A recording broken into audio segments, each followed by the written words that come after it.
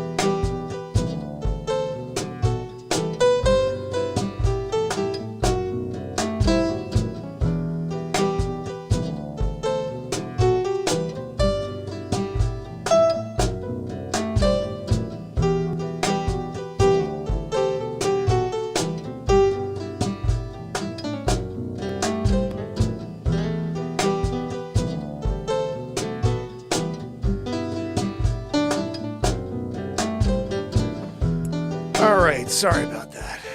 Salmon, how are you, my friend? He says he wants to chat with me. Love to have a conversation with you, buddy. So the phone number is 203-903-2255 if somebody does want to have a conversation and talk out any issues or any questions about anything. You could also ask me about my 1775 Bible if you'd like. Whatever it is, I am down, my friends. Let me bring Clapper back in. I had to kick them out because I got a phone call from my wife, and you know how that is. You want to make sure you don't miss anything important. Can I knock in your Instagram? Yeah, my Instagram is Mark Pires Inspires. Unfortunately, somebody stole Mark Inspires before I can get to it. But that's it. I'm going back into Clapper real quick so they can join us.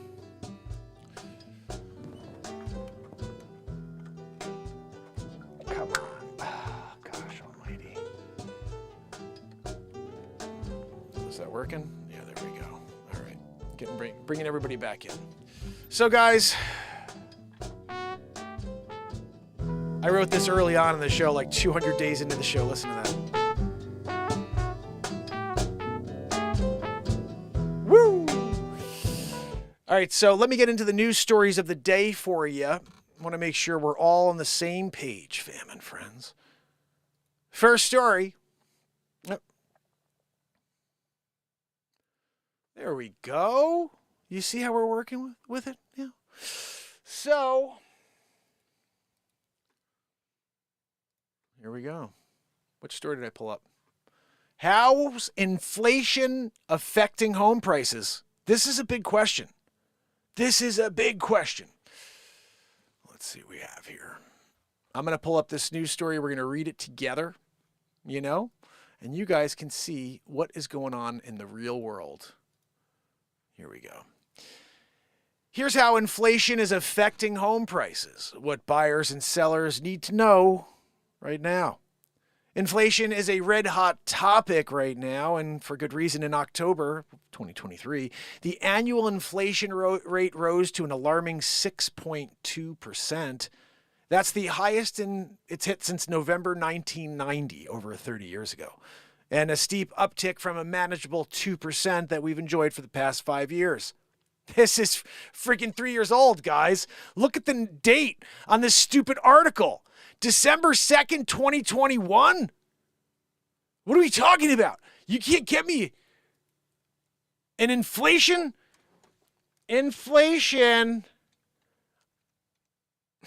I'm not reading this stupid story. This is 3 years old. Inflation, home prices, 2024. Gosh almighty. What a freaking ridiculous thing they give me here. Come on. We got to find something here.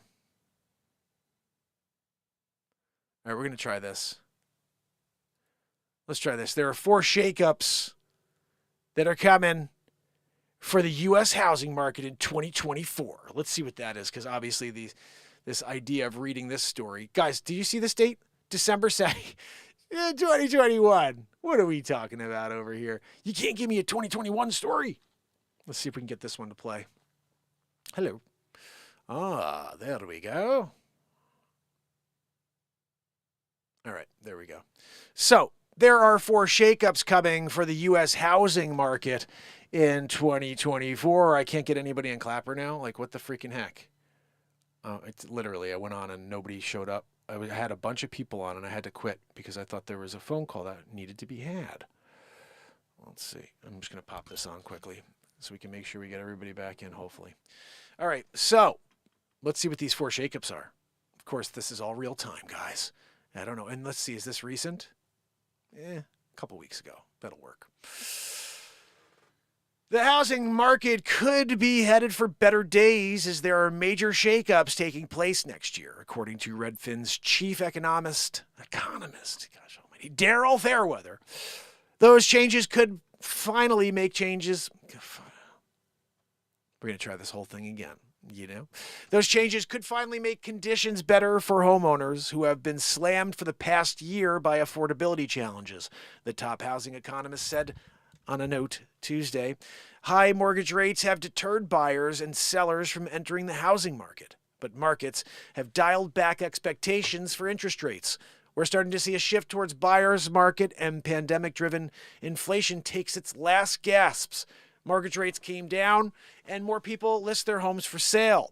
Now, okay, let's just dig in on that real quick. We're starting to see a shift towards a buyer's market as the pandemic-driven inflation takes its last gasps. Now, okay, there's a couple factors here we have to discuss. We are shifting away from the pandemic market, which was totally insane, let's be honest. People just flocked out of the cities to whatever they could find, to the point they bought up all the real estate. Now we're dealing with shortages across the country, I believe. I haven't looked at every market. I just know where I am in Connecticut. We are dealing with a very limited supply. So because of that, it's supply and demand. Everything in life is supply and demand. Until we have more supply, demand will still be insane. It's still going to act like a pandemic market, even though it's not a pandemic market. And I don't know if people really think about it that way, but you can't switch a market out. Look at my freaking hair. I should have done something with it this morning.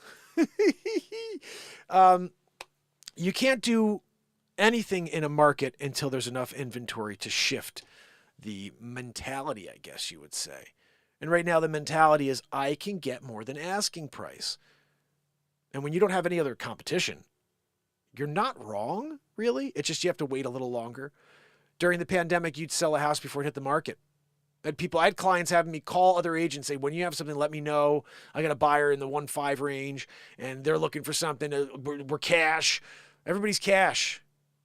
In fact, one of the stories I'm going to share with you is about New York City having the highest per sale rate of cash buyers. It's like 67% of the buyers over the last year or two have been all cash buyers. And that just goes to show how much these people padded their pockets during the pandemic, prior to the pandemic, when the stock market was hot. You know, it's I heard about this, the amount of wealth that was built and it just like siphoned off over the last couple of years. You heard people talking about it. The amount of wealth that's being siphoned off by the richest people in the world right now. And we look at what's happening here years later, and the markets have tumbled. We have interest rates that are really high. Yeah, they've come down, but they're still high compared to what we've seen over the last 5 years. Not compared to what we saw 20 years ago, I know, 25 years ago, but from what the buyer has considered their expectation, we are way off, you know? And I talked to a client yesterday, actually, I sold a house to a few years back. I was just wishing him a happy new year. And we were discussing this. He's like, look, I love my house, but, you know, I have a lot of friends that are just renovating. I said, yeah, that's what's happening right now. You have people who locked in at these really low interest rates. And they said to themselves, you know what? I'm here at 3. I'm here at 2.75. The rate's now 7. I'm going to hang back. You can't afford the same house you afforded any longer. And this client was saying, you know, I don't know what my house is worth now, but let's call it $3 million. Let's just call it that. Maybe it's not. But even if it's worth $3 million, I could never sell it right now, because then when I go and buy whatever the next house is, I'd only be able to afford $2.2 million. It's like the amount of loss you get from this interest rate hike. It's unfathomable for people who are very comfortable in whatever they have. So they sit back, they wait until the rates come back to something that they could say, you know what, it's not as much of a jump as it is right now. So what are we looking at in 2024? What kind of inventory are we going to see? Are we seeing those people who are just like, oh, I want to sell, I want to move around, I want to go inside to side buy? No one's side buying in 2024. People are staying where they are, they're going to renovate, and if they have to get out, job change, you know, or they're thinking about a new state, a new city, that's when they're going to sell. You have someone who just got a job here and they're moving across country. Yeah, you're going to have buyers. But we're going to see a drop off this year. Probably still enough demand. I mean, people always need to buy. People always need to sell, but it's just not a lot. It's going to be a very, very limited supply all year long, and that scares me. We have to hope. This is what we have to hope. Okay, guys? The amount of baby boomers in the world today that bought their homes at 30 grand or 40 grand back in the 60s or 70s, those are the people that you have to hope list and sell their homes, because they're making a killing no matter what. Anybody who bought in the last 7 to 10 years, they're staying. They're not going anywhere. Not for the foreseeable future. So keep that in mind. This is why we're going to continue to see a stagnant market. This is why we'll continue to see high home prices and limited buyer pool. This is the thing that's most frustrating to buyers. They were all looking, and let's just use a number again. They're looking up to $1 million, okay? I could buy a house up to $1 million. And as they watch that interest and the inflation all start to tick up, they're seeing their buying power just get diminished. And we went from what was an extremely appetizing buying power to such a defeating and negative feeling when you consider what you can get with your money now. Okay, wait a second. I could get $1 million for $1 million. Now I can only get 700,000. What are you getting from the market? You just lost half of the things you need in your next house.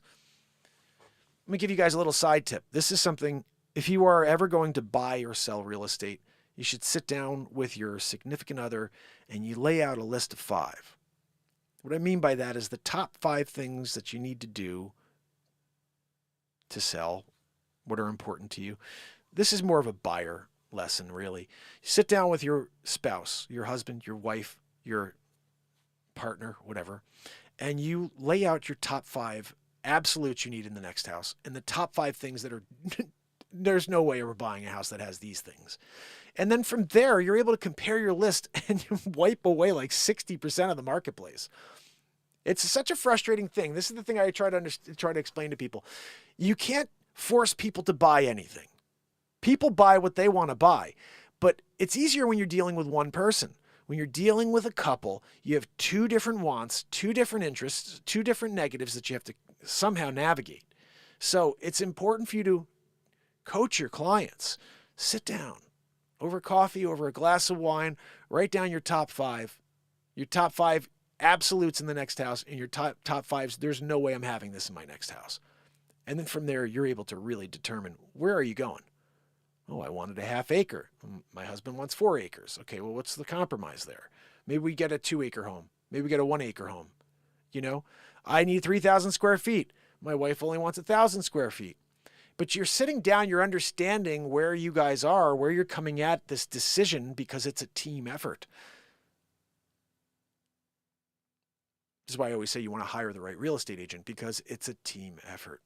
You have to get along with the agent you work with. Someone who can make you feel comfortable, but also provide you with valuable information when you need it, and can also maybe make you smile or laugh whenever necessary, inspire you. That's what I do. So if you are looking to buy or sell real estate, make sure you think of me. I can help you in New York, Connecticut, or anywhere in the country. Guys, this is a call-in show. Where are the freaking calls? I am on Clapper, so if the call comes in, it's going to be a little weird. I don't know how that will work, but if you guys want to call, it's 203-903-CALL. Yeah, I got that one. So let's move into this story. Let's keep moving. Home sales will pick up. This is a forecast from Redfin. Whatever. Activity has stalled for much of the past year under high mortgage rates, but that should improve as rates continue to trend lower, with an average 30-year fixed rate falling to around 6.6% by the end of 2024. How do we know? First of all, that's still... Get all those people who got in at 3, got in at 3.5. So you're talking double the rate, and then you have to go and you have to side buy. No one's side buying. It's only, I'm buying a house twice the size. You know, I'm in 1,000 square feet, but I need more room. I'll take the hit and buy the bigger house. I need it for my family. You only have needy buyers in 2024, not just like speculation buyers. None. They're just like, unless they're cash, which cash is still king always. Home sales are set to increase by 5% to 4.3 million in 2024, while home prices will fall by 1% after rising 3% in 2023. Home prices will still be out of reach for many Americans, but any break in the affordability crisis is a welcome development nonetheless, Fairweather said. Guys, these are news stories I'm reading live on YouTube. If you want to head over, you can see the story while I read it on green screen. You see the green screen. Go see what the green screen's actually broadcasting on YouTube. Mark inspires. I hope you guys will join me every day. I'm here to lift you up and amplify you into your work day. If you're in the car and you're driving into work right now, if you're on the train and you got your AirPods on and you're traveling in, this is the show for you. We'll hit you with all the information you need on the real estate market, on being positive, on being inspired. I write songs in the moment, create comedy in the moment. This is the ultimate positivity and distraction show from the negative world. So join us on YouTube. For the first time in Redfin's 20-year history, our agents reported widespread discounting among our competitors in 2023. If not in the fee publicly offered to buyers agents, then in commission refunds or private listing agreements. Renting will become more popular in 2024. Demand for rentals is expected to increase, partly because young Americans are losing hope of ever owning a home. When you make it unaffordable for people to even buy, then they're forced to rent and they're wasting their money renting. But what other options do they have? You know, this kind of reminds me of a certain person at some weird 3-letter symposium who said by the year 2030, you'll own nothing and you'll be happy. Doesn't seem, I don't know how you get to the happy part from owning nothing, but I guess when you rule the world, you just assume everybody's happy. They're happy that I'm ruling the world. I don't even know how he sounds. Anyway, while prices are large rental units will climb over the next year, supply falls short of demand, and there will be a downward price pressure for smaller units due to a big backlog. Boomerang migration. Redfin sees a wave of boomerang migration as workers who left expensive cities for more affordable places return to where they came from. Americans are also likely to move away from coastal areas to escape climate disaster risks that could lead to home prices falling in places like Florida while rising in more climate-resilient inland cities. In addition, Americans priced out of the housing market could even end up moving back into their boomer generation parents. That's what I say. You know, look, take the kids back in. We're dealing with a very interesting time in history. The pressure from above is so thick and so powerful. And again, what I have, my big takeaway from this inflation crisis that we're dealing with is I get it. It's a very, very difficult time to afford things. But why do the companies that are already making record profits have to raise their prices as well just because the economy's recognizing inflation? They already hit us with all the taxes. The only reason we pay what we pay for products is because they bake in all the taxes from the government. So we're paying $6 for a stupid Starbucks drink, and it probably would be $3 if they didn't hit them with every single tax prior to us getting the cup of coffee. And then they tax us on top of it. Man, I want to get a tax expert on here. I want to get Mark Pires, the tax expert, on here. If you guys don't know, there's another Mark Pires, and he's an awesome dude. I met him years ago, and he's a tax expert. He helps people build wealth through purchasing gold and all these other things. So one of these days we're going to get him on. Will, how are you, my friend? Good to see you, buddy. Goodness, who's here with me on YouTube? Let me just quickly check. I got Salman here, and we've got Will and Modoc kicking it with me. Over on Clapper, Juan Chavez, how are you, my friend? Danny Valles? I'm not sure. Vales. Danny Vales in the house. I'm going to say Vales. I got Yvonne Barbosa, Jonathan Spencer, and Gail Finney. How you guys doing? Thanks so much for being here with me. This is the longest running daily variety show on the planet, 1,828 days daily. That's insane. I appreciate it if you head to YouTube so you don't miss the daily show going forward. Let's move on to the next news story. Let me see what we have here. Oh, that didn't work out the way I was hoping. Let's see if I can figure this out. Oh, wait, maybe I could do it this way.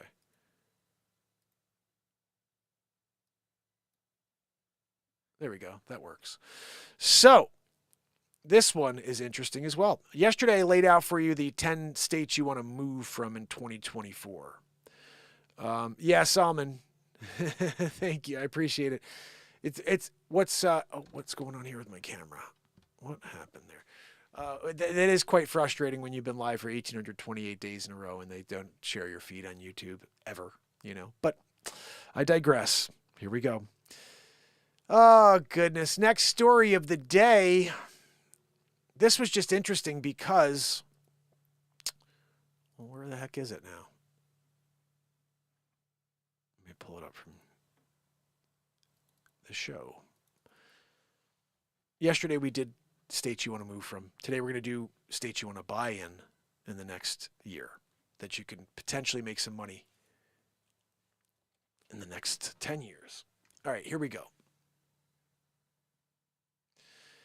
I'm a real estate agent to buy real estate in these 10 cities to be rich in 10 years. What do we got?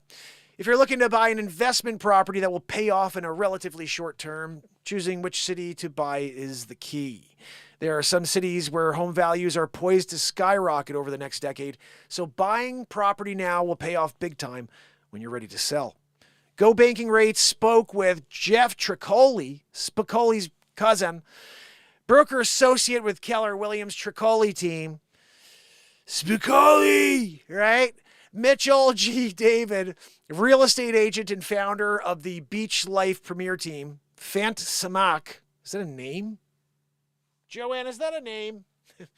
Fant Samak, realtor with Coldwell Banker Kane, and Sean McDonald, realtor with Berkshire Hathaway, same firm that I'm with, to get their picks for the best cities to buy real estate in if you want to be rich in 10 years. Boise, Idaho.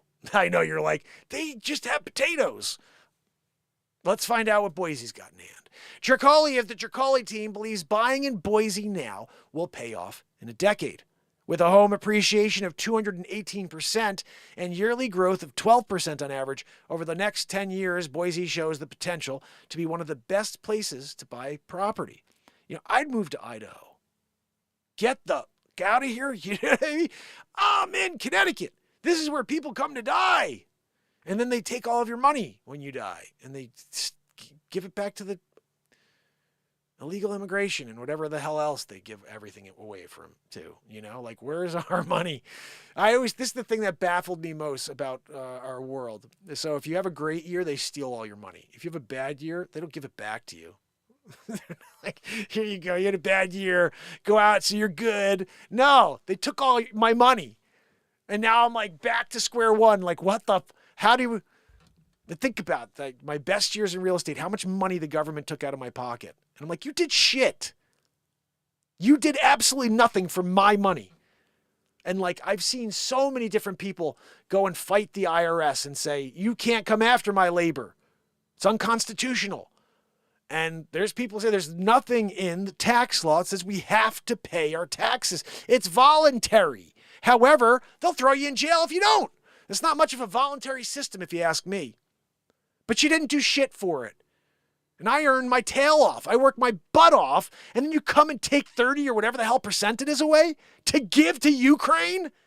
What a bunch of horse shit. I'm sorry. I was supposed to be a positivity real estate show. You know? Yeah, sorry. My hair's a little whacked out today. I didn't get a chance to do anything with it. I just woke up and went live, you know? Dropped my daughter off at school, and I wanted to be on at like 6:30. I don't think that's going to be feasible, guys, for me to get on at 6:30 in the morning. You know, like I thought I could do it. I'm like, guys, I'll go do it. And that's early, guys.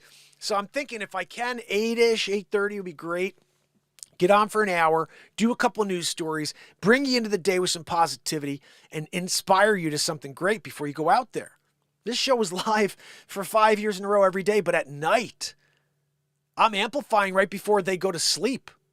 It's kind of mental, you know? So now we're doing it morning. And then in the afternoon, if I can get on, we're doing a second show of just live creation. My invention, the BeatSeat. My guitar, we're writing songs. Last night I wrote this. Before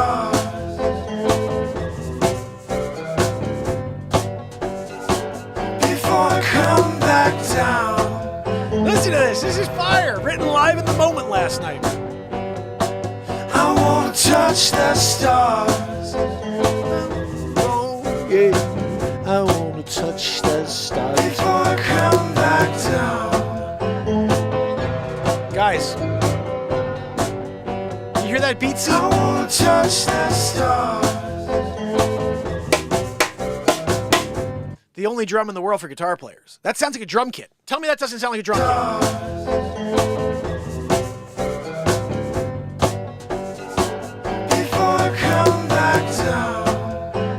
It's a drum kit in a box.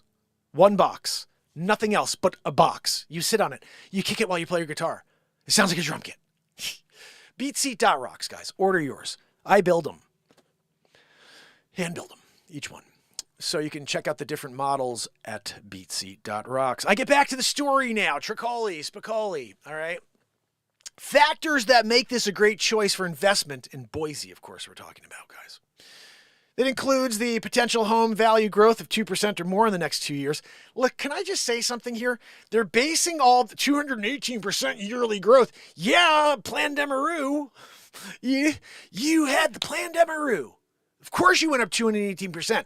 Everybody went up 218% because of the Plan Demaroo. You know? Oh, well, 218%.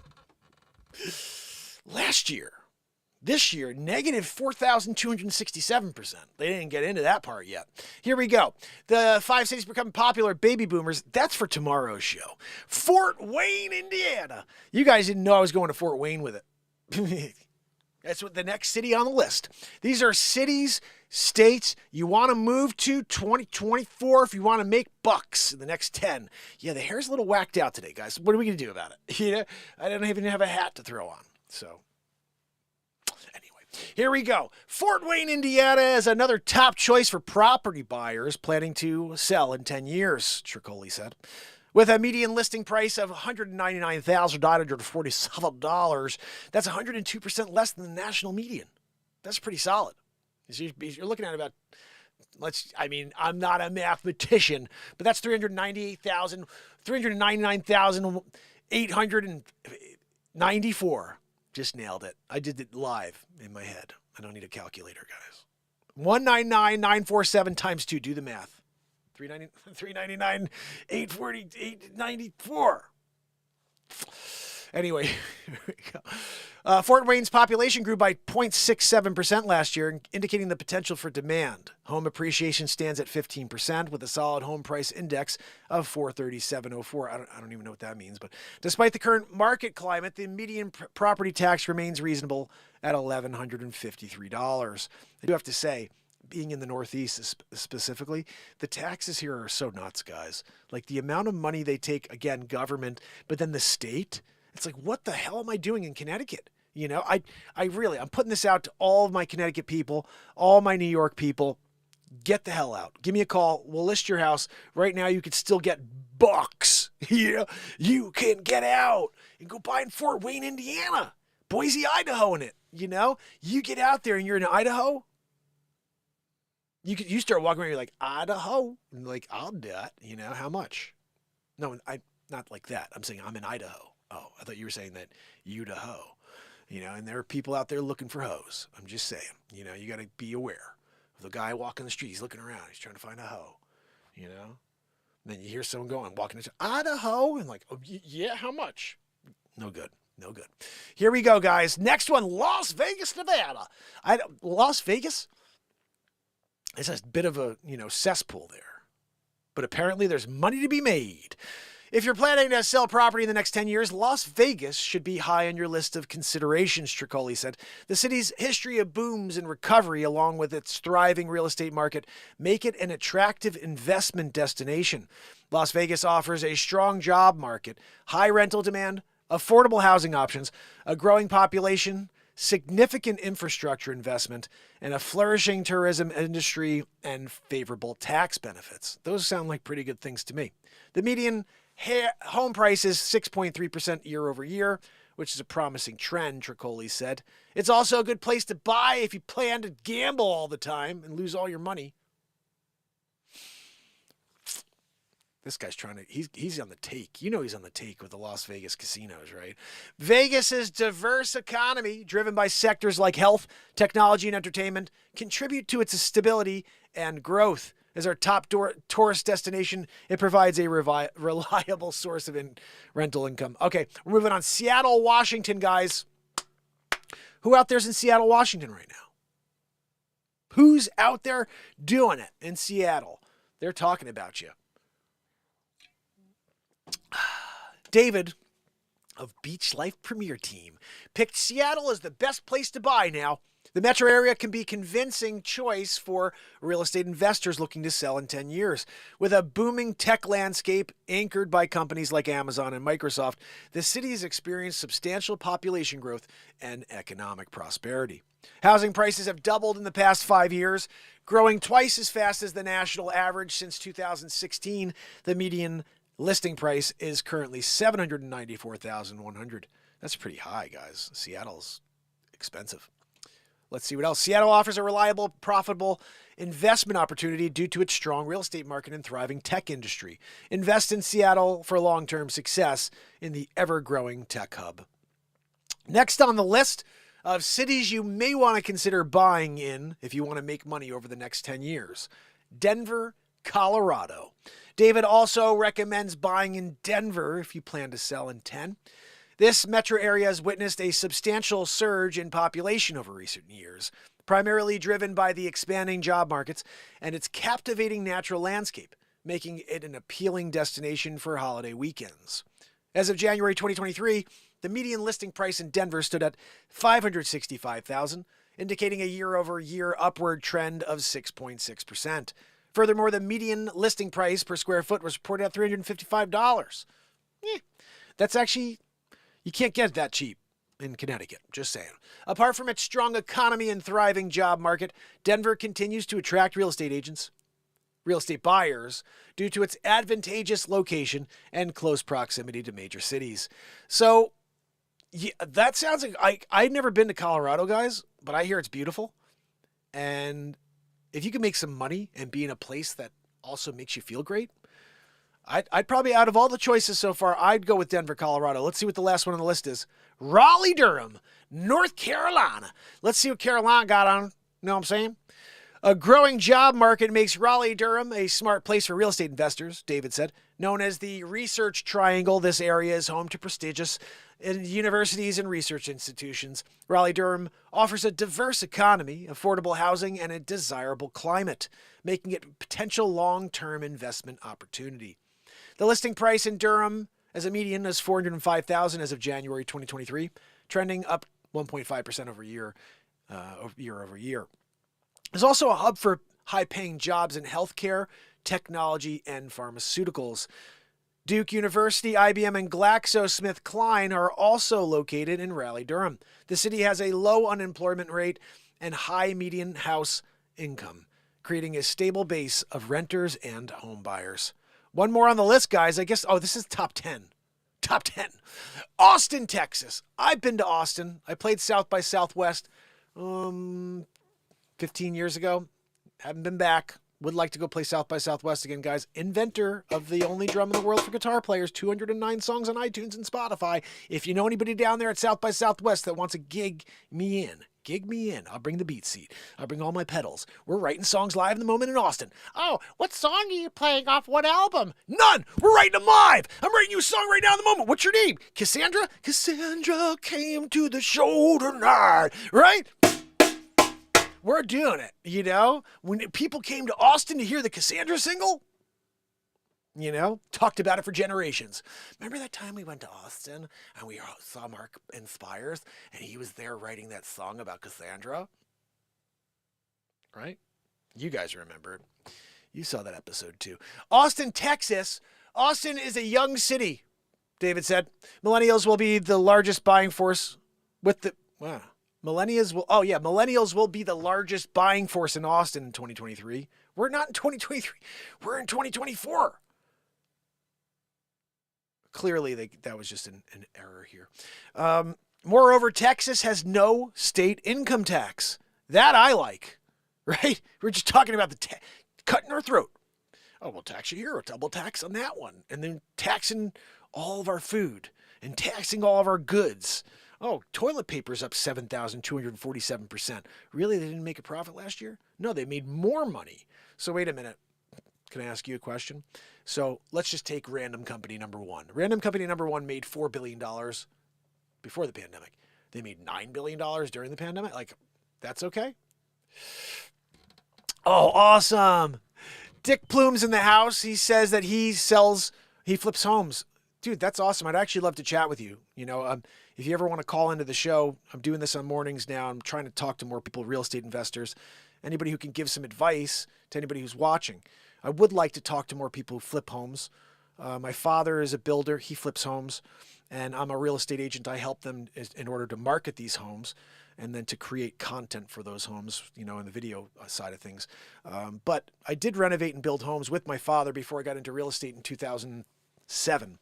I just couldn't work with my brother, and that's I think a thing for people. Like I love my brother, but we can't work together. I'm the positive and I'm the yin, he's the yang. You know what I mean? And so he's still there. He works with my pop. My dad's in the hospital right now. As you guys know, we're trying to send some love to him. But in general, my brother is running the real estate business now. I'm sorry, the construction business. And we kind of are a really good team. My mother's an interior designer. It's like this really perfect team of, to go out and dominate if we could figure out how to do that. But with the construction, real estate, and with the interior design, we kind of have this nice little formula here. And especially the last couple of years, they were flipping a lot of homes when the market was calling for it. I would like to talk to someone like Dick about about the challenges we're going to see flipping homes in 2024. I think we're going to see lots of challenges because the profits are going to start to be lean, and everything costs more now to renovate. That's the other thing. Like, I think it's important to have these conversations with people that are flipping homes because they can explain to you that you can't just go buy a house that you like or a location you like and say, oh, I'll just renovate it because it will only cost X. It's like X times 2 still. I know that prices have come down on supplies, but they're still up. Sheetrock, plywood, all types of man-made materials that are fossil fuel materials are up. It wasn't too long ago we were energy independent as a country, like a few years ago, like literally. And Orange Man bad, guys, but that was very good for our country to be energy independent, to be focused on our soil, to be focused on our border, focused on protecting American citizens. That's massive. I got to say, I'm blown away that we live in a world now that wants to pretend that those things aren't as important as allowing anybody and everybody in while we have wars all over the world. Like, I'm blown away how stupid people are. Like, you trust? And I always love this. This is my favorite thing to say to these morons who are out there trying to have this weird, like, I don't even understand it. It's like this. I think we're living in a crazy world is really what it comes down to, because they're trying to get you to think it's okay that you don't have to know who's coming in. And I just simply say, okay, so then why have a fence around your house? Why lock your doors if you're going to just let anybody in? You're fine with it. You trust everybody. You don't want to know who's coming in. Then why put up the fence around your house? Why lock your doors at night if you trust? Can't trust the world to be on our side, especially when they all think differently than us. What makes America great is our thought process. Freedom is something that we have in our breath. And there are many factions around the world that want to extinguish that. They want us going back to the Stone Ages. And so I think we're at a crossroads here. And this is why I believe a show like mine that's been here for 1,828 days in a row and you just found it today, that should piss you off. It should piss you off that the host of the longest running show on earth just came across your feed today.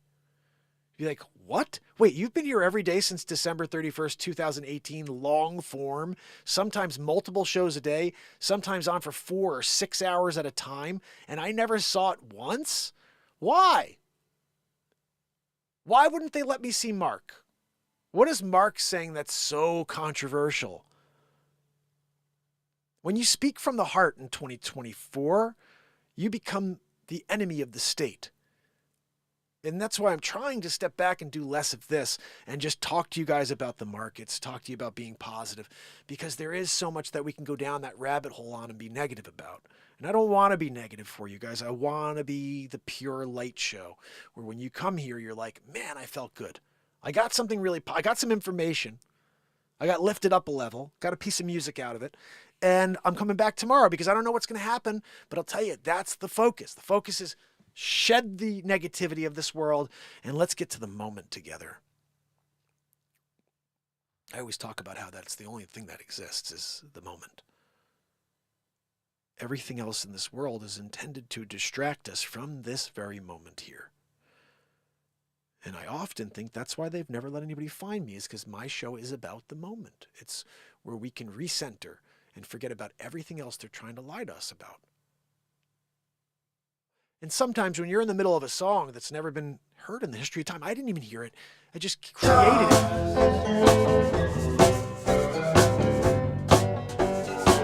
Before I come back down, ooh, I wanna touch the stars. Guys, I want to touch the stars with you before I come back down to reality. Every day, we're here to touch the stars together. I'm going to keep showing up 5 years in a row every single day. And, you know, Salman said, like, it was like 3 people on when I'm doing this feed. He's like, made the crying. 3 people, like, yeah, live 5 years in a row every day, and YouTube shares me with 3 people. Over 13,000 subscribers. They don't even notify my subscribers when I'm live. They don't share anything I put out when I put it out to my subscribers. You have to seek the Mark Inspire show because they will keep it from you every day of your life. And guess what? I'll be live every day of your life. So it's really up to you whether or not you want to be inspired and you want to go to a show that's live every day. It doesn't even matter what I create. I told you guys, there's no bearing on what I create. Every day is going to be fire, but it doesn't matter what I create. It's about the chat. That's what they want to keep you from. They want to keep you from one location where you can go every single day and connect with people. And that's why this show has never been found. But I just don't know how to quit. You know, I keep showing up anyway. And I think I'm saying things that make sense. And maybe that's why nobody knows. I mean, I have a feeling if I was saying things that were wrong, they'd probably have millions of people watching me. But it's because I'm saying all the things that are actually going on. And my show's a time capsule, guys. You can go back. There's 1,828 days in a row. You can go push play on any day in my run, and you'd be like, dude, that came true. Everything he said came true. And that's why you don't know I exist. I did the Donald Trump show in 2019. It's a comedy. It's a parody. That's what it is. But it's hilarious. And it just so happened that I found everything bad that Joe Biden ever did in his life, and I commentated as Donald Trump. To me, that's the funniest thing you could ever see. It's a face swap movie where you see Biden blundering. What? My Aunt Judy told me that the kids like to run their hands up my leg. I love it when kids sit on my lap. He says that, right? And then it goes back to Trump. You see him at his podium. He goes, "Are you kidding me? Sleeps over Joe. He's there with his triple diaper. He's pooping in his triple diaper. Melania, don't go near the gold toilet, Melania. No." And so it's a comedy. It's a comedy movie. They put me in a hole because of a comedy movie. Saturday Night Live used to be appreciated. I created the funniest show on planet Earth called The Donald Trump Show. It's on YouTube. You can watch it. I made a movie out of it because YouTube, and it's there. You can go watch it. It's 4 hours long because it's 37 episodes of the Donald Trump Show and 4 episodes of the Joe Biden Show, which I created along the way as well. And it's the funniest thing you'll ever see in your life. Episode 16 is called The Gates of Evil. It's Dr. Evil, Bill Gates, Dr. Fauci, George Soros, Vladimir Putin, and did I say Bill Gates? I think I did. And they're all trying to take over the world together. It's insane. And it was done on April 9th, 2020, right after we shut down the government. About 15 days after we shut down the government, I came out with The Gates of Evil. The best line in the whole thing is hilarious. My Dr. Evil impression's pretty good. Well, you have to go and check me out in Dr. Evil, all right? I'm Dr. freaking Evil. You know, I just realized Dr. Evil also sounds like Jordan Peterson, you know? Look, I'm very intrigued by your mentality, you know? Like, we're all here, same time in history, you know? And you can't talk to me. Like, I can't get there fully, but sometimes the Jordan Peterson has the Dr. Evil vibe. I just realized that. And he's not. He's one of the most brilliant men on planet Earth. But he does. He has that it's Dr. Evil. Dr. Jordan Peterson. This is hilarious. Oh, man. Anyway, so the Dr. Evil episode is my favorite episode. But one of my favorite lines, it's in the first couple scenes. I used to call it a coup d'etat, like all these so funny names because I made them scene by scene. And then I made a 13-minute episode out of the whole thing. And it's episode 16 of the Donald Trump Show. And it's called The Gates of Evil. And you hear Bill Gates. And he's there. He's trying to take over the world with Dr. Weasel Frauci. Dr. Weasel Frauci, where are your 7,247 masks? Right? And then, of course, Dr. Evil, look, I'm taking over the world. You know, and they're there doing it. And then Trump is commentating in between. It's the funniest episode in the world. Dr. Evil and Bill Gates and Fauci are finishing up their phone call, and they go, all right, guys, just make sure we need to create fear so people think that they need it. 2 weeks after they shut down the government, I said, guys, we're talking about bugaboos. I call them bugaboos. The thing with a V, I call it a bugaboo. You got to get your bugaboo. And so they're saying, guys, we need to push bugaboos. We need to force people to think that they need it. And it wound up being exactly that. And like I said, everything I said came true. But that one, that's what put me into the deepest hole possible. 2 weeks after we shut down the government, I came out and said, guys, you got to get your bugaboo. Remember, we have to stoke as much fear as possible into the public so they believe that they need it. Oh. And then we had a year and a half of force. And you need it. Your grandma, grandpa, 9 shots, nothing helped. Like it's all over the place right now, you know? And I'm like, 1,828 days in a row of you. Don't tell me I need something. I got God. I got God. I got the spirit of the universe behind me. I got my 1775 Bible back there. That's protecting me. That was owned by a Revolutionary War soldier who fought next to George Washington for this country. And I'm here fighting for this country 260 years later. The host of the longest running variety and positivity and truth show on planet Earth owns the 1775 Bible that was owned by an American Revolutionary War soldier who fought for this freedom that we are trying to keep.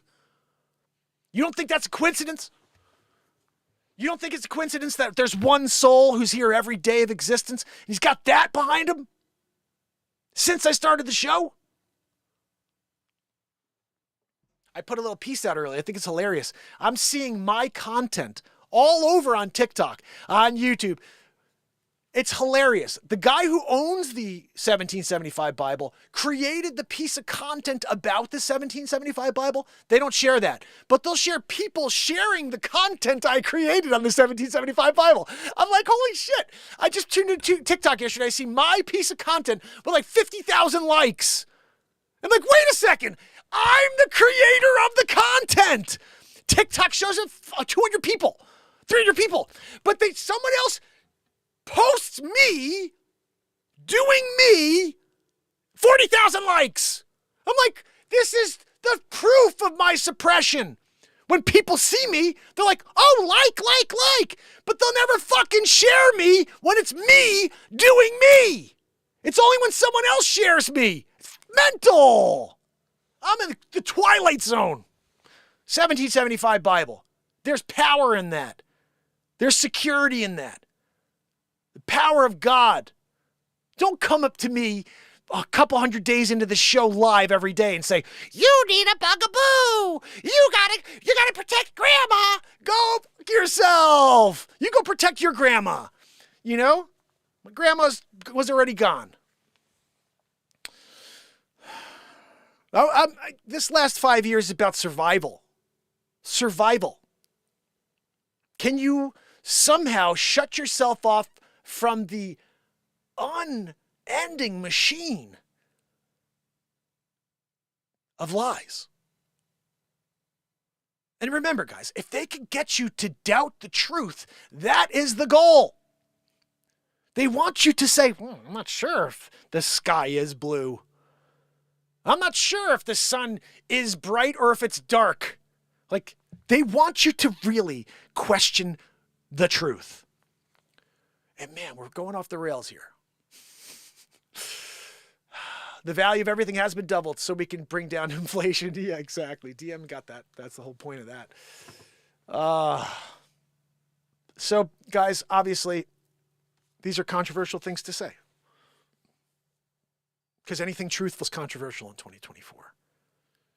They want you to mouth the insanity. And if you don't, you get punished. You are hidden. You are canceled. You are suppressed, whatever you want to call it. But if you ever are trying to find proof of suppression, you're ever trying to find proof that people are canceled, you found proof. I remember before I started the show, people would say things like, consistency matters. If you show up and you deliver quality content, you'll grow. There are 3,800 pieces of quality content on YouTube, live for 1,828 days in a row.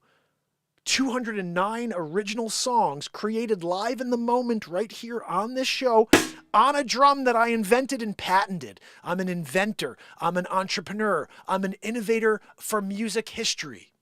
And no one knows about me. And I say that tongue in cheek. The people that are here every day, they have my heart. They have my heart. I speak to the world that goes through their daily negativity completely blind to the world around them, completely just deaf to this show. They don't even know it exists. And maybe they do or they don't, but whatever. They haven't had a chance to see it in their feed. And I don't think my show's for everybody. I know it's not. There are people who are like, I don't like positivity or I don't like truth. I just want to be dumbed down by something else. That's fine.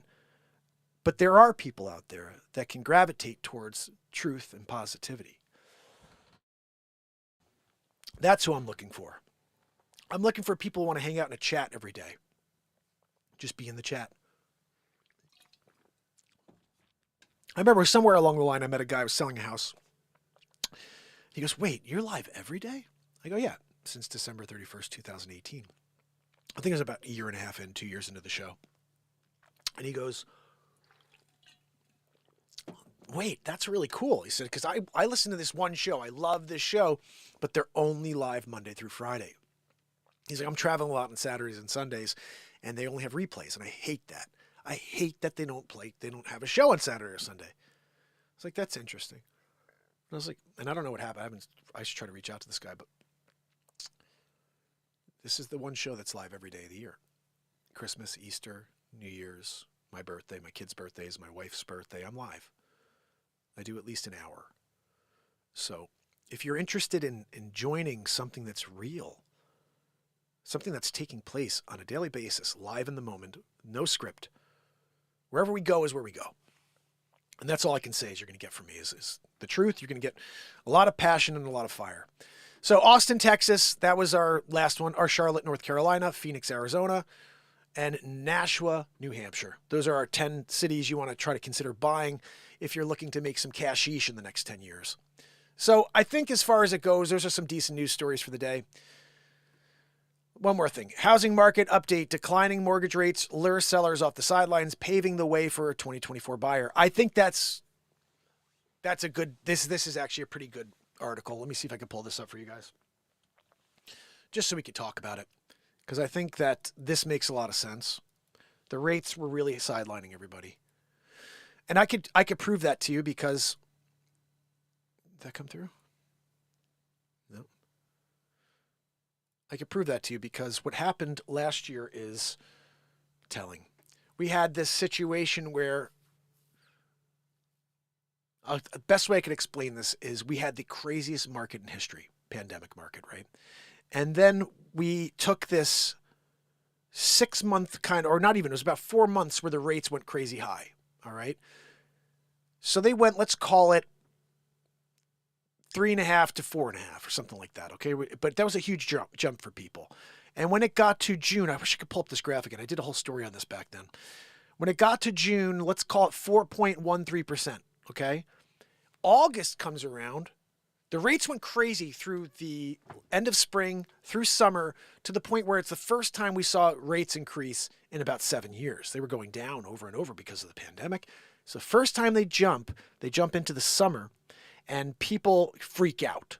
They absolutely freak out. It's over. The market's dead. We're not going to... And I'm thinking it too, actually. Let's be honest. I was like, guys, we got to get out. It's about to all implode. Because I saw what our president's doing. I'm like, this is insane. This is insane. We're going to have some major issues in real estate.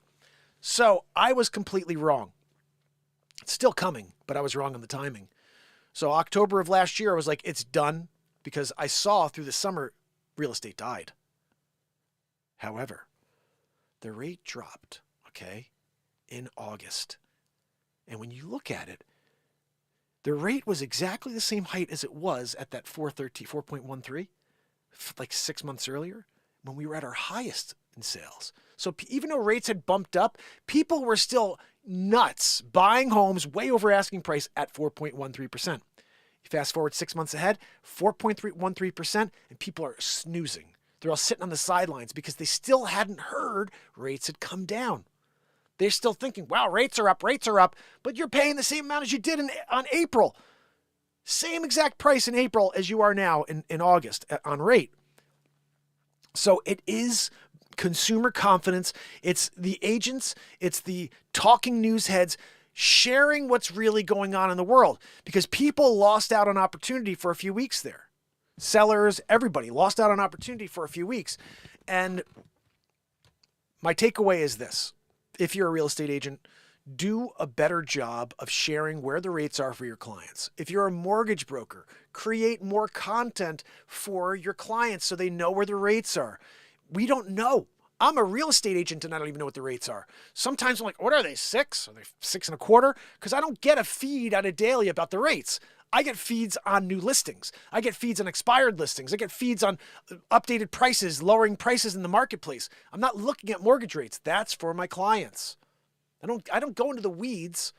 Do you know how much there is to look through when you're trying to understand a market for your clients? It's funny. I had someone come to me. They said, he doesn't know what the rates are. Yeah, no, I don't. I don't absolutely. You want to call a mortgage broker to make sure, because they're the ones who sit there and look at the rates all day long. I'm the one who finds you the best house and gets you the best deal in that house. So I look at the market. I look at what houses have traded for, what they're going for, and if we can negotiate you the best deal possible. I don't get involved with the attorneys, and I don't get involved with the mortgage, because I know where my lane is. I stay in my lane. I understand the general range of where the rates are at all times, but I can't tell you like, oh, right now it's 2:00. The rate is, but I know my mortgage brokers, that's all they do. They look at the rate all day long because they have to explain to their clients how much money it's going to cost them to own that house. Me, I got to find you the perfect house in a market where everyone's trying to find the perfect house. I got to find a way to be more creative to get you that house when 10 other people are offering on that house. So that's where my lane is. My lane is kill it and get you your property. Oh, wait, you got your property? I got a great mortgage broker for you. This dude sits there all day and looks at the rates. I got a great attorney for you. All this dude does is look at paperwork all day and fill out shit. That's your guy. This is your guy. I'm your guy to go out there and dominate and get you the best deal possible for that house. And that's very important too. People need to know, stay in your lane. Don't be the guy who's doing it all out there when there are other professionals who will take that weight and carry it for you. Especially ones who want to carry that weight. I've seen too many people trying to be super agent. Or here's the other one. A client wants to buy a house and they're doing X, Y, and Z, and it's the agent's trying to be super agent and trying to, let me see if I could do an even better deal. You don't destroy things when they're moving in the right direction. Just like with sellers and buyers, they all want to ask for things after things are settled.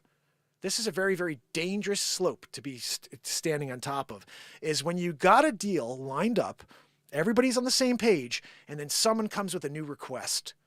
Oh, well, do you think that maybe they'll take $5,000 less? What? We already negotiated price. You don't go backwards.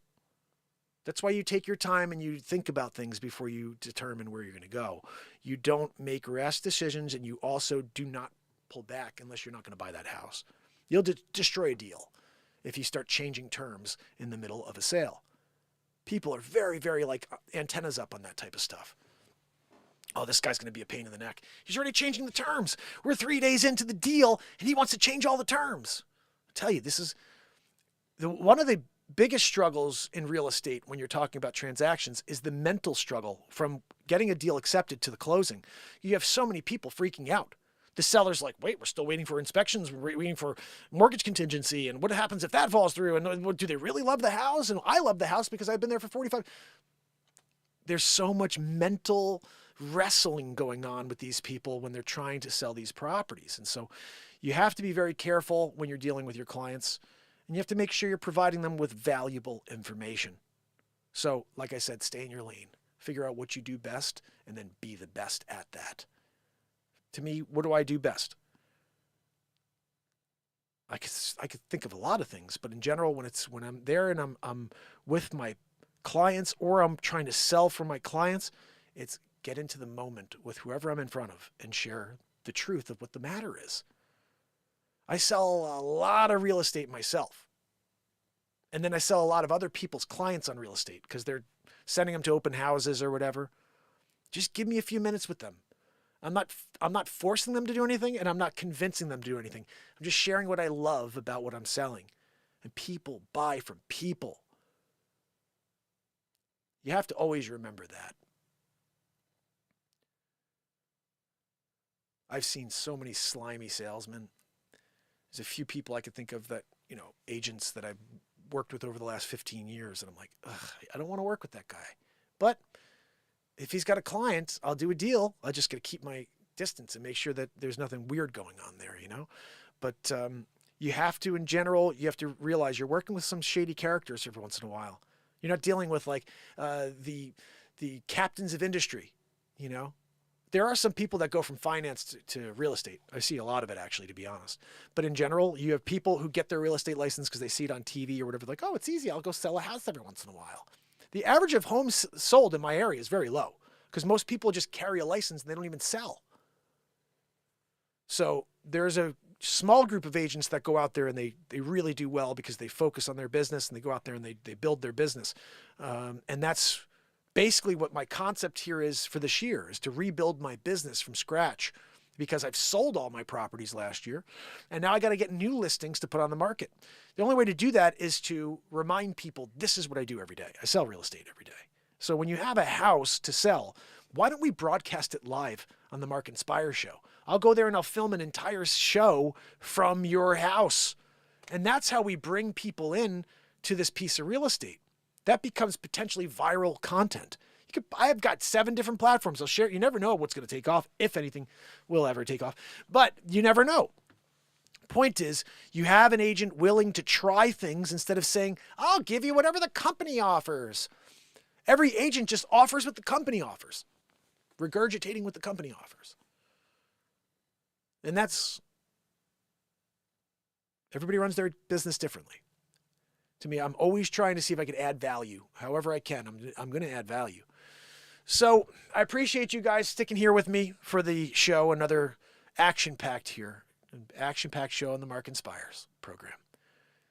Oh, Will's in Pennsylvania. Where are you in Pennsylvania, buddy? Amy said her mom had a real estate license when she was a kid, and she was pretty good. I think it's one of the funny things that real estate is more about who you know, not about what you know.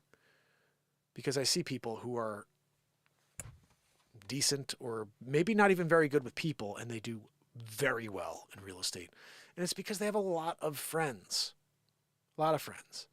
And that's really all it is. It's who has the most business. I've seen a few agents, they have so much business because they've been doing it for 30 plus years, and like the phone just rings. Oh, hey, we're selling again. You sold us your house 15 years ago. You know what I mean? And we're going to sell it again. And they go in there. They don't even have to fight for it. They don't even have to compete. I always say, I just want to get to the table. I don't want anybody giving me anything at all. I just want to get to the table, and I want to sit down and have a chance to win that listing. I want to share with you what I do different, how I'm going to differentiate your property from everything else in the marketplace and open it up to the deepest pool of qualified buyers. How? How do we do that? Give me 5 minutes. That's all I need. Let me sit across from you and let's have a conversation. And if that goes well, we're going to work together. I'm pretty certain of that. If it doesn't, it's because maybe you have a friend or something. But I think that's one of the very interesting things. My entire career, I've had a hard time connecting with like people I went to high school with, or people that I knew throughout my life calling me for real estate. Like they'll all go buy stuff with our friends' parents. Like when I grew up in my town, all of our friends' mothers had their real estate license. These people own houses all over the world, super wealthy. And so you'd assume when these kids that I went to school with moved to Connecticut, they'd say, you know what? I don't want to give it to so-and-so's mom who's got 7 houses and she's retired. Let me give it to a guy who's got 3 kids. He busts his tail, wears a suit every day, and he's out there trying to make a living for his family. Let me feed that guy. But no, it's like I couldn't get any of my friends to use me. It's so weird. But I worked with a billionaire. I worked with a billionaire. How did I get that billionaire to work with me? Was it because I fooled him? Quite the contrary. It's because that guy said, I see something in you that I remember. He literally said that. I see something inside of you that I remember. And then he told me a couple beautiful stories about how he went from a guy selling insurance to being a billionaire. So, working with high net worth individuals for my entire career, but can't get people who I went to high school with to say, let Mark have that business. It's just interesting. I look at it like, I wonder what that's about. Let me go to Joan, who thinks like someone in the 1980s, by the way. Pre-internet, these people were dominating.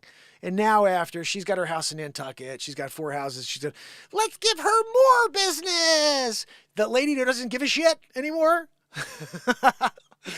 Oh, goodness, but that's what they do. It's a weird thing.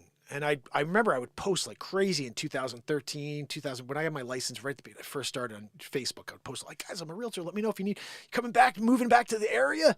Let me help you. And then I'd see all these people. Yeah, we moved back. I'm like, who'd you work with? Oh, Jill's cousin, who's a realtor in town since 1937. Like, what, are you kidding me, dude? I got 3 kids. I'm here working my tail off trying to find anything and everything so I can dominate for my family. You're giving it to these people who are retired, who have made a killing throughout their entire life? Like, I don't understand. And by the way, put me in a room with them, please. These people are like Stone Ages. We're going to put pictures up. Oh, you going to put pictures up on the World Wide Web? Oh. When I came out with the drone in 2013, I was the first realtor in the Northeast to buy a drone. In 2013. I was all over the news in 2013. I've got this, where's that big plaque? I got this huge plaque from the news because I did a story on me. And it says Mark Pires from Coldwell Banker at the time, the first realtor to purchase quadcopter technology. That's what they called it back at the time because you couldn't call it a drone. The FAA was after me. They were telling me that the FAA was going to fine me $15,000 for flying my drone. And I was like, come find me. Because I don't charge anything for my service. There are people you're saying you can't go and you can't do that because you're charging for service. Like, okay, I'm flying a drone, charging $400. Can't do that. The whole point of me getting the drone in the first place was hire me and I'll give you free drone photography. Part of the listing agreement. It's like, not just once. I'm going there and shooting it throughout the listing. Keep updating the photos. But like nobody else had thought of doing that. Providing more value to their client. Except I said, I'm going to just do it. Spending the amount of money I did, kind of crazy. But it was a stroke of, it was a bit of a stroke of genius on that part because, as you know, the drone became huge. And my wife even said to me, she goes, you're just telling everybody to buy a drone. And I said, yeah, I know. But you still have to have an eye. And that's the one thing that's still maintained 100% truth. You can't just buy a drone. You can, but you're going to get terrible shots.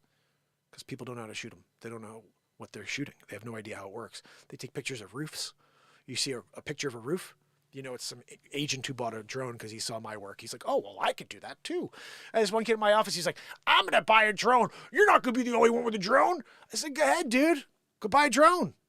How's your artistic eye? That guy's photos were so bad. No offense, but he's not an artist. You have to be an artist to be able to shoot artistic work. And I said to him, because he was like, well, how do you do it? I said, buddy, before I even fly that drone off the surface of the earth, I already got 15 shots in my mind. Not really. I got like 4 or 5 angles I know I'm going to shoot. Like I've seen it. I walk up to that house. I'm like, okay, I'm going between those trees. I'm going about 13 feet off the air over here. I'm going to get this angle over there so I can catch that one view. And I see it already before I even fly it. So when I'm flying my drone, I could shoot in 13 seconds. Done. And I can go to the next house.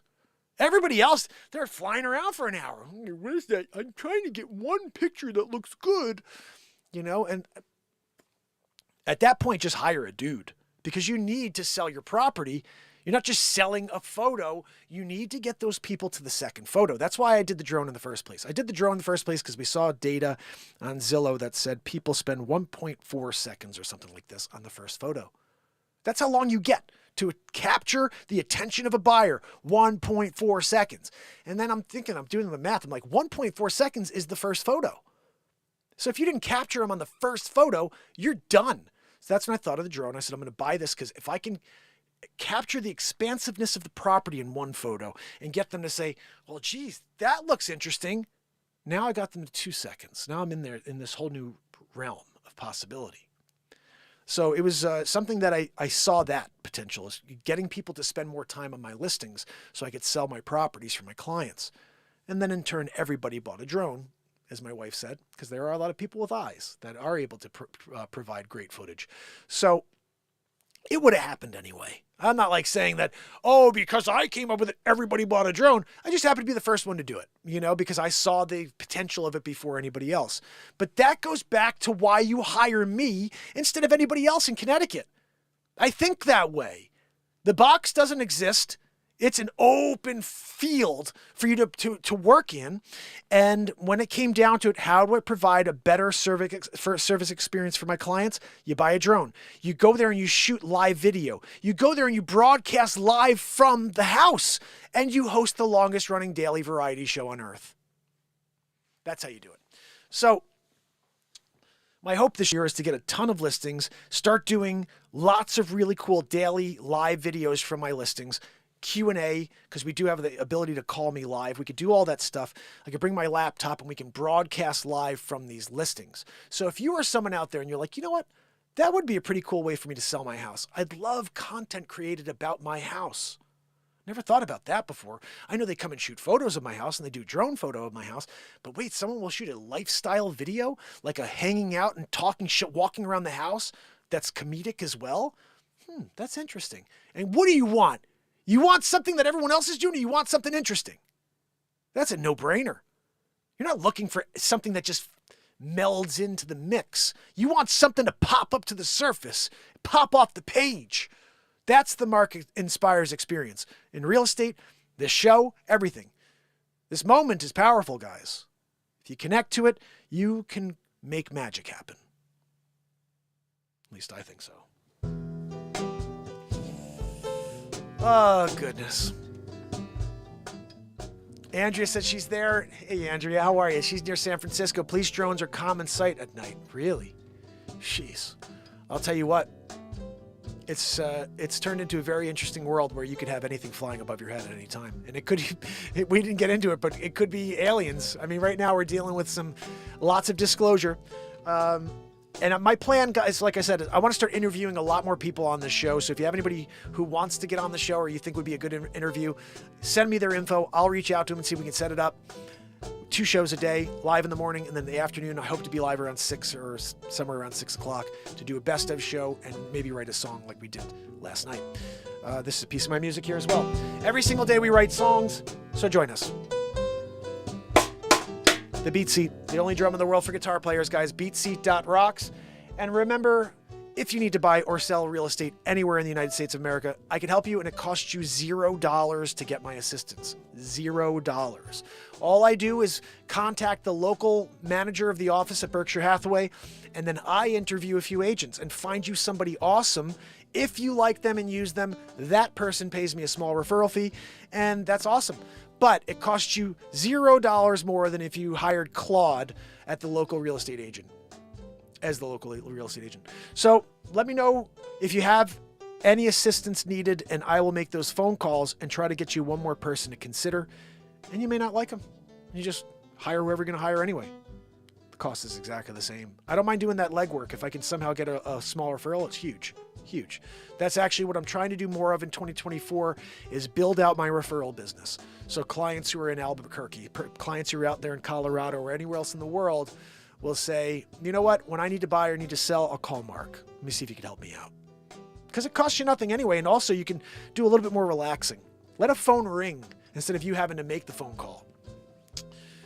And so that's it. Said my piece.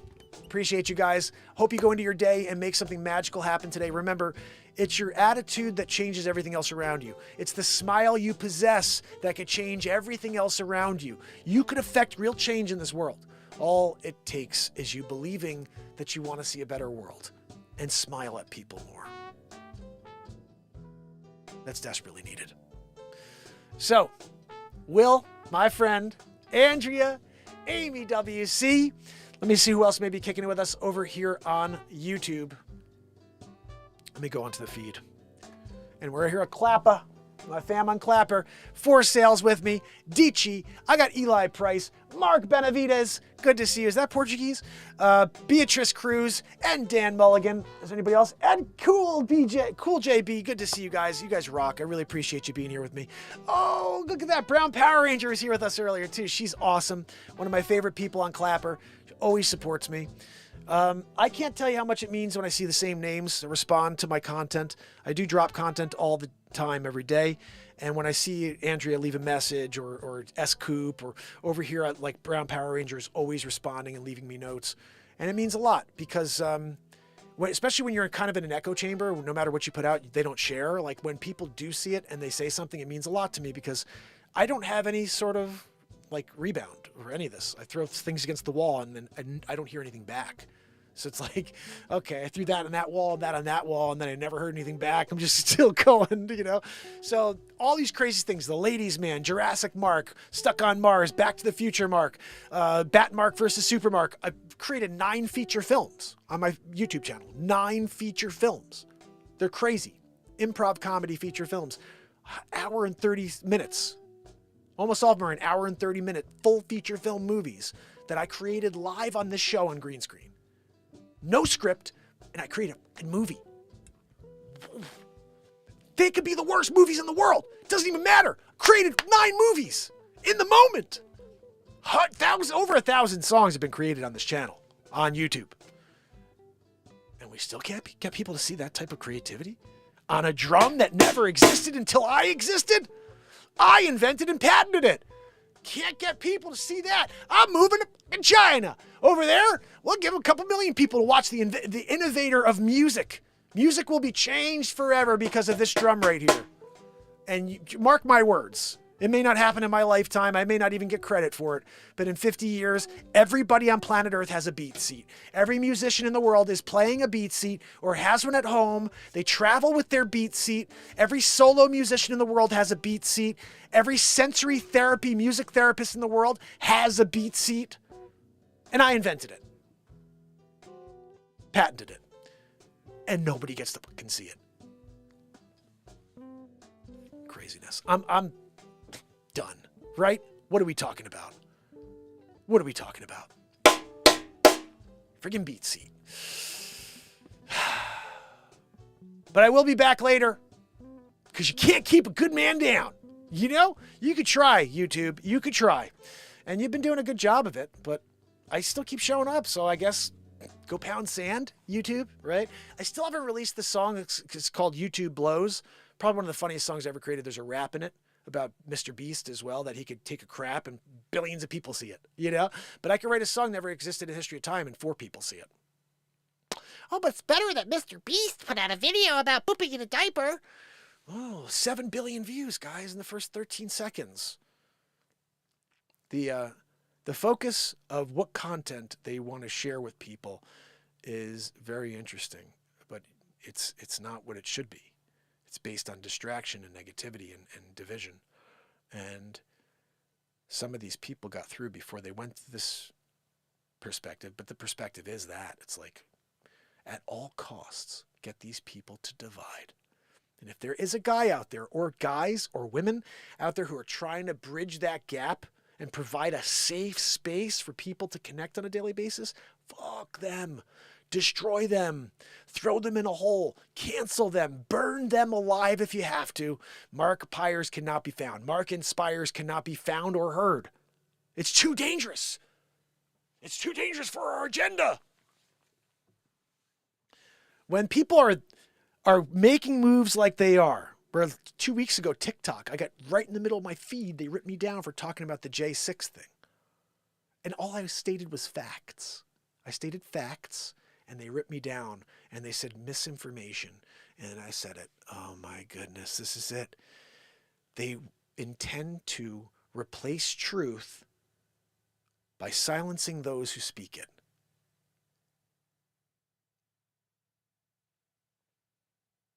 I know. But that's what they try to do here with all topics, not just that, but all topics that they don't want you to talk about. They will silence the truth on that topic by silencing people talking about that truth. You know, and that's scary, guys. That's very scary.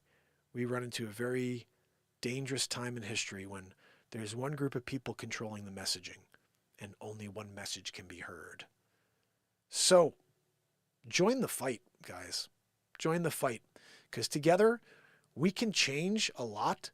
We can't change the world, but we can change our world every day. Join me in the chat. Let's get the hell away from all these people. And let's at least talk about it for what it really is instead of pretending it's something that it's not. And that's what they keep trying to... Look, guys, this is a tree. This is a cat. This is a cat. And if you say that's not a cat, if you said that's a battery, you are a racist, xenophobe bigot because you weren't sensitive to their feelings.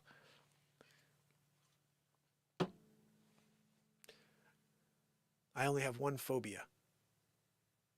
I have a fear of affirming falsehoods. Use that, guys. That's accurate. I'm pretty sure that's how everybody feels. I'm phobic of affirming falsehoods, of affirming lies.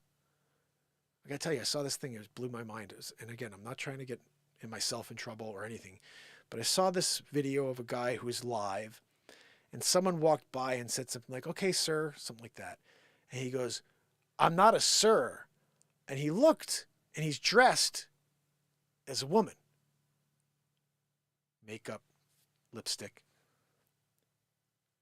I'm sorry, guys. I have to now pretend that that's a girl? When I look at a guy wearing drag? That was drag 15 years ago. It's considered drag. Now it's, you're insensitive, you're a racist, you're phobic of... Just phobic of lies, man. I'm just phobic of lies. I can't lie to myself.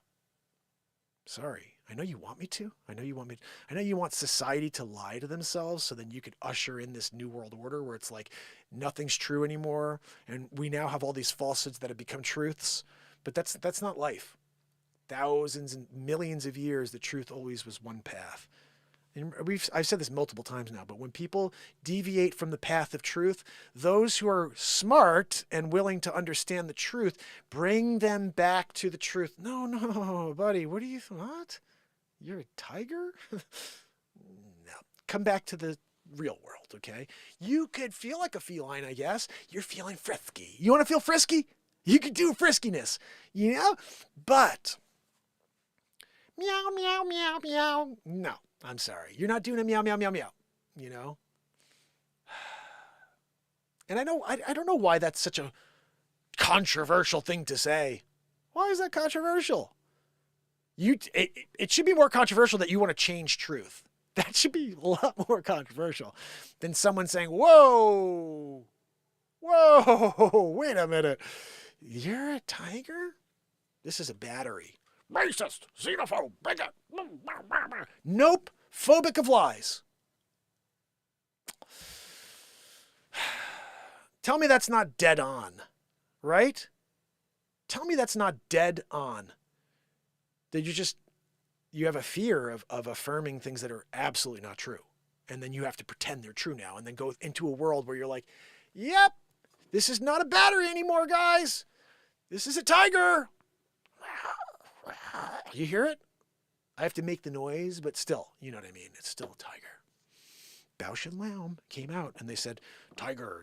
If you deny that this is a tiger, we're going to cancel you. It's just the way it goes. You guys have to get in line. What's that? No, the truth used to be on the line as well, but not anymore. No. Now you got to get into a different line. It goes in the backwards. It goes backwards in time. Stupid people are there. Oh, goodness. You know what I think is interesting? There's this chasm between the people who are, I see people that are sane and the people that are completely off their rocker. And it used to be that we were a lot closer on our issues. And now they've taken these couple of completely ridiculous issues and they've made them the focus. When they're not the focus, they are the distraction from the focus. When it comes down to it, we are seeing the destruction of humanity. It's taking place right now. It starts with the destruction of society by getting people to believe things that aren't true and affirm falsehoods. It starts there, guys. As soon as you start affirming that things are what they aren't, then the big game starts, which is they literally systematically shut us down. And the people who say, guys, look what they're doing over here, they've already proven they can shut everybody down that they want to shut down. The group gets smaller and smaller the more quiet you stay. So you have this very, very limited window, I would say, to stand up and say, no, I'm done with this. I'm done with your insanity. And I have to affirm truth. That's all I can do. And by the way, no offense. No offense. I want you to be you. I want you to enjoy every moment of life. If you think you're a cat, you think you're a tiger, that is awesome. You go be that tiger. You go be that cat. Just don't come up to me. Don't come up to my kids. Don't come up to my wife. Don't come up to everybody in society and say, this is now a cat. You have to also agree that this is a cat. Because I feel like I'm a cat. No, just be the cat, dude. Go be the feline. Go there and eat up that cat food. Meow, meow, meow, meow. Go do it. All right? We're fine with you doing it. We're not changing society because of 3 people. Majority rules. And for the most part, most people are normal. And you see a dog, it's a dog. You see a human, it's a human. You don't see a human pretending they're a dog or a human pretending they're a cat. That's insanity 2024. That's, oh, don't tell Thomas that he's not a cat. What the fuck? Tell Thomas he's a human being now before you destroy this child. You know, Thomas, I saw you're playing with that doll. So? Let Thomas play with the freaking doll. Right? He likes dolls. Maybe he'll create dolls like Batman dolls later. Right now it's Batgirl dolls. Who cares? But leave sexuality out of a kid's mind. They're not thinking that way. They're thinking about playing with a fucking doll. I've seen too many of those. I had someone who was saying, you know, I wanted to be like my brother so much when I was a kid. I looked up to my brother. I loved my brother. So when my brother was playing with army dolls, I wanted to play with the army dolls too. It wasn't long before someone came along and said, you know, I think you're probably a boy, you know, because you're playing with all these boy toys. This girl went and she changed her gender, went through this like 15-year process, and only to learn she was confused by the people that she thought loved her. They forced her in a direction of insanity, only for her to come back to reality at some point in the future and say, what the? And she's beautiful, beautiful girl. But she didn't have that person who said, wait a second. I think you may be playing with these dolls because do you look up to your brother? Oh, you have an older brother? Oh, never would have thought you'd look up to your older brother. Everybody looks up to their older brother. My daughters look up to my son. He's the oldest. The youngest always wants to be around my son. She wants to play with my son. Oh, can we play? Can we play? And I did too. I remember I'm the youngest. I remember my brothers, I always looked up to my brothers. They're older than me. They experienced something before me. So I always thought, well, I probably got to be like that guy. My brother Michael was a football player. He was a quarterback. I remember as a kid thinking, I'm going to be a quarterback one day like my brother. I was a pitcher. I didn't go into football. I was a pitcher. But he inspired me to use my arm in a different fashion. My brother did. If I had an older sister, I had 2 brothers. If I had an older sister who played with Barbie dolls, And I'm in 2024 and I see the Barbie doll and I saw that my sister played. I love my sister. I look up to my sister. And now I'm playing with those dolls because I love my sister and she plays with those dolls and I want to be like my sister. She's cool. That doesn't give you the right to say, well, maybe there's more to that. It's just stupid. And where are the mental health professionals out there that are allowing this to take place instead of saying, no, wait a second. We're going through a whole list of questions here to determine exactly what's going on here, not just give you whatever. Here, go take these blockers and go do this, do that. And like I said, guys, don't take this as Mark's are I'm phobic of lies, phobic of falsehoods. I want you to be you, whatever the heck that is. You could be the happiest version of you. You could be a tiger. You could be a cacti. You could be whatever the hell you want. Just don't try to change society's perspective on what truth is to meet your warped perspective of what truth is. You're okay to think and feel however you want. There's always been a fringe group of people that have thought stuff that's a little out there, but we didn't change society to meet their insanity. That doesn't work for anybody. You stick with the status quo, you stick with the majority, and then all the other stuff falls to the wayside. But we allow those people on the wayside to do whatever the hell they want. Freedom. Liberty. You have the liberty and the freedom to do whatever you want. Be with whoever you want. And I want you to. I want you to find your smile. But don't destroy my smile in the process. Don't destroy the smile of every American, every person on planet Earth who says, for the history of time, this was truth. And now, This is truth. that doesn't work for me. I'm sorry. And that's why when you hear people out there that are saying things about this, their approach is different than me.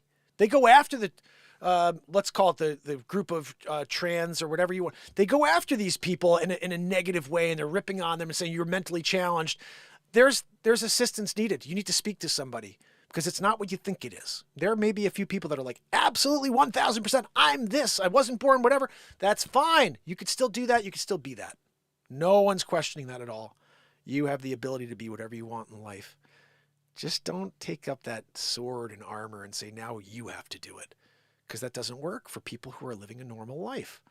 And by normal life, I mean homogenous, family-centric, we have a husband and a wife and children in a house because let's be honest, you guys could say whatever you want. And again, I'm kind of doing a little bit, this isn't the Christian thing to say. Because I'm telling you to do whatever you want.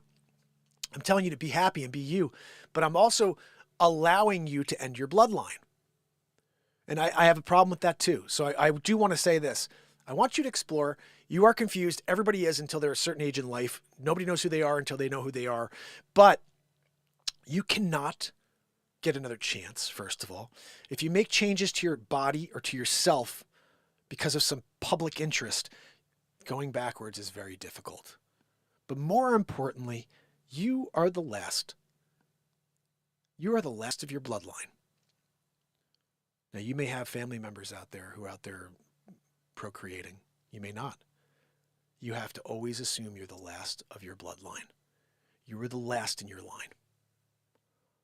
So if society is now trying to force people to end bloodlines,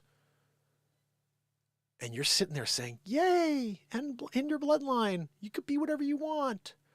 End your bloodline. You don't need any more the family of Joseph. We don't need any more Josephs. Yes, PB, nailed it. I want your bloodline to continue, okay? That's the thing I fear is like this indoctrination campaign gets us to end our bloodlines. It's like, I think about that with my kids. I'm like, guys, the world's a little crazy right now. But you're here because we made you. But if you don't make any more children, the Pires family bloodline dies. If my daughters have children, it sort of continues, but the name doesn't. The Pires family name stays with my son. If my son decides he's a girl and my family bloodline ends because my son is confused, I'm a bad father. I'm a bad Christian. So I inform my children to what reality is.